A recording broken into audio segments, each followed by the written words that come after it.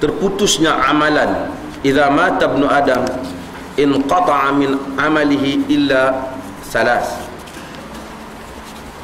sadaqatun jariyah, wal ilmu yantafi'u bihi an-nas, sadaqatun jariyah, wa waladun yad'u lah. Apabila anak Adam mati, maka terputus amalan dia, melainkan 3 perkara.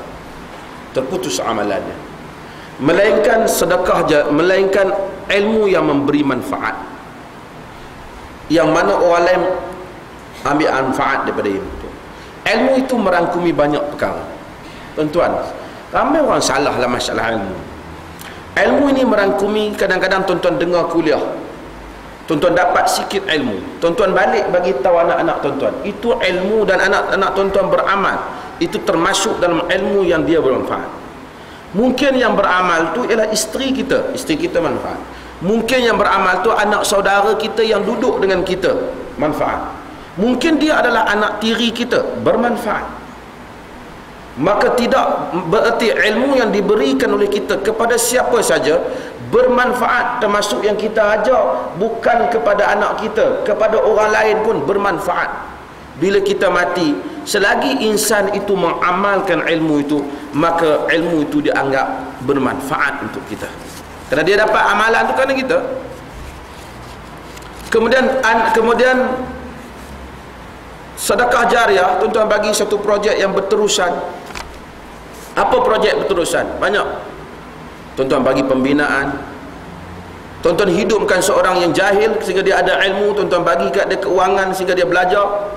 Sama ada anak kita ataupun anak orang lain, lalu dia ada ilmu dia digunakan untuk manfaat orang lain, termasuk dalam makna jariah, jika benda itu terus berjalan. Dan anak yang mendoakan kepadanya, maksud anak tu anak saleh, dia doa padanya. Bila dia mati, walaupun dia mati, perkara ini berjalan. Pasal apa dia kata amal? Bila orang tu mati, semua amalan dia terputus melainkan 3.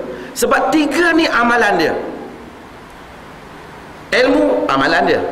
Dia mati, ilmu tu masih berfungsi. Sedekah, amalan dia. Yang dia hidup, dia mati masih berfungsi. Anak tu amalan dia. Dia mati, anak tu masih hidup. Ini maksud amalan dia yang tak putus. Cuma kita tanya, kalau amalan orang lain sampai tak pada dia, itu cerita lain. Hadis ni hanya menceritakan tentang amalan seseorang. Bila kita mati, kita dah tak boleh beramal, tapi 3 perkara ini berfungsi kerana dia berterusan. Tapi kalau isteri kita berdoa untuk kita, dapat tak untuk kita? Tuan-tuan, isteri kita salihah, kita mati dia doa untuk kita, dapat ada manfaat bagi kita? Tentu dapat. Habis itu kenapa dia sebut anak yang salih saja, anak-anak yang berdoa? Dia sebut itu merujuk kepada amalan dia. Ini amalan orang. Tuan-tuan faham maksud saya? Maksudnya amalan yang dia miliki sebagai satu orang, bila mati dia dah tak boleh beramal. Tapi 3 ini berterusan. Doa isteri kepada suami berterusan. Itu bukan amalan suami, amalan isteri untuk kebaikan suami. Itu bab amalan orang pula. Buktinya adanya doa solat jenazah. Itu bukan doa dia, bukan doa anak solat, doa orang ramai.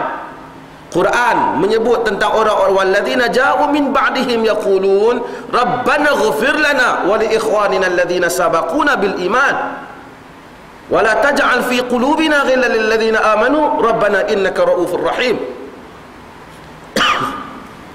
Orang yang datang kemudian menyatakan, wahai Tuhan kami, ampunlah kami dan saudara-saudara kami yang mendahului kami dalam iman. Kita disuruh mendoakan untuk golongan Ansar dan Muhajirin dan saudara-saudara Islam terdahulu. Bukan doa amalan mereka, doa kita untuk mereka sampai. Kalau kita bela nak angkat kita dengan baik, anak tu dia tahu kita berjasa, dia doa pada kita, manfaat ataupun tidak manfaat. Kita buat baik dengan jiran kita doa kepada kita, manfaat ataupun tidak manfaat. Maka banyakkanlah buat baik pada orang. Setengah orang, jangan kita salah faham, setengah orang dengan hadis macam ni, dia kata anak tiri tak payahlah, doa kau tak jadi. Dia tak faham agama. Doanya jadi. Cumanya anak yang dia didik satu hal, peruntukan yang lain, tapi anak tirinya kalau berdoa untuknya mustajab juga jika dia ikhlas. Kaum muslimin yang lain boleh berdoa untuknya. Kadang-kadang dia ambil anak angkat, dia kata biarlah anak angkat mau apa, bukan boleh doa. Boleh doa. Itu amalan orang lain beri kepada dia, tindakan orang lain doa untuk dia. Kita lalu pada kubur, kita disuruh berdoa, bukan saudara mara kita pun. Itu amalan orang lain, doakan, disuruh. Maka dengan itu tuan-tuan, buat baik kepada semua orang supaya ramai orang berdoa kepada kita. Buat baik kepada isteri kita supaya apabila kita mati ingat dia kepada kita, dan berdoa dia setiap kali mengingati nama kita. Jangan bila kita mati asyik dia menangis je, ataupun setengah dia kata lega aku. Jangan itulah.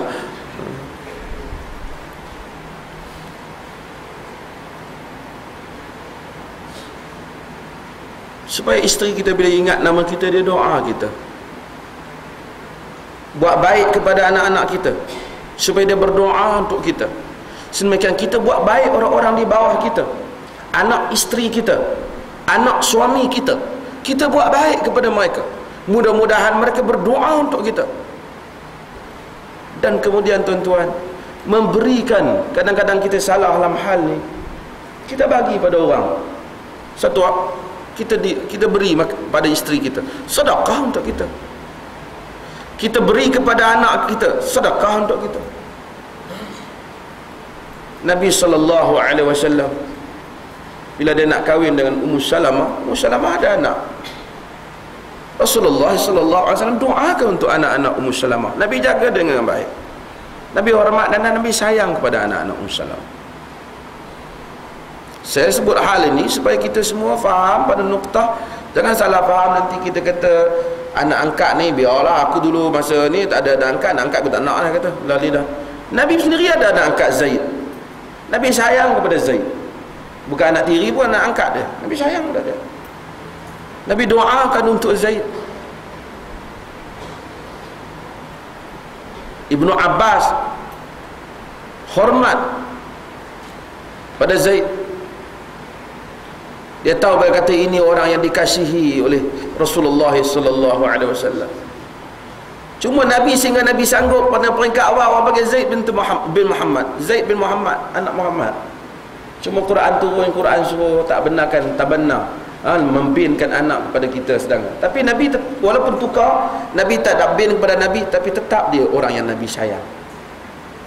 Menyayangi orang, saksih pada kaum keluarga, semua itu adalah titah perintah agama. Kita sama-sama mukmin biasa pun disuruh sayang. Ini kan pula kepada orang yang ada hubungan dengan kita.